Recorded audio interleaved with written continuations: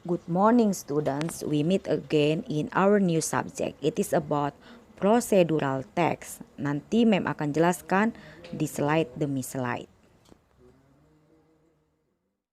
Oke, kita masuk ke pengertian prosedur teks. Prosedur text is a piece of text that give us instruction for doing something. Atau dalam bahasa Indonesia, sebuah teks yang memberikan kita perintah atau instruksi untuk melakukan sesuatu.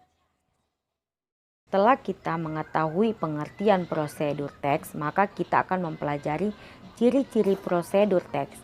Adapun ciri-ciri prosedur teks yaitu yang pertama, biasanya menggunakan simple present tense. Kamu harus ingat formula simple present tense, subject plus verb one. Yang kedua, berbentuk perintah.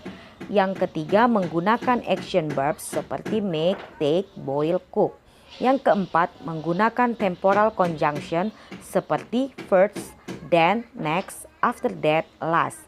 Yang kelima, menggunakan conjunction atau kata penghubung untuk mengurutkan kegiatan, misalnya then, while, and etc. Yang keenam, menggunakan adverbs atau kata keterangan untuk menyatakan rincian waktu, misalnya for 5 minutes, 2 hours, and etc. Nah, itulah merupakan ciri-ciri dari prosedur teks. Kamu harus baca sekali lagi. Setelah kita mempelajari ciri-cirinya, kita masuk ke jenis-jenis prosedur teks. Yang mana sajakah jenis-jenisnya? Yaitu yang pertama, prosedur teks yang menjelaskan bagaimana sesuatu bekerja atau bagaimana menggunakan instruksi manual. Misalnya, how to use computer, how to record video. Jadi kita membuat prosedur teks bagaimana menggunakan komputer, bagaimana cara merekam video. Itu yang pertama. Yang kedua, prosedur teks yang menginstruksikan bagaimana melakukan aktivitas tertentu. Misalnya, how to dance, bagaimana menari, how to make a noodle, bagaimana membuat mie, how to play basketball, bagaimana bermain bola basket.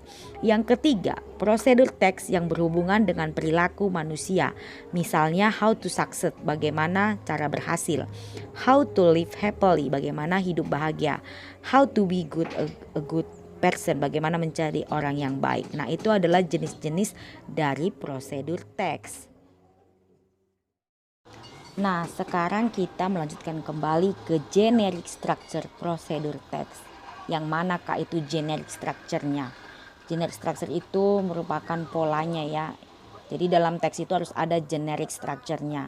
Yang pertama itu goal. Goal itu memberikan informasi tentang maksud atau tujuan. Nah, itu biasanya judulnya how, contohnya example how to make a noodle. Yang kedua itu materials, berisi daftar materi atau bahan-bahan yang dibutuhkan untuk melakukan suatu prosedur tersebut.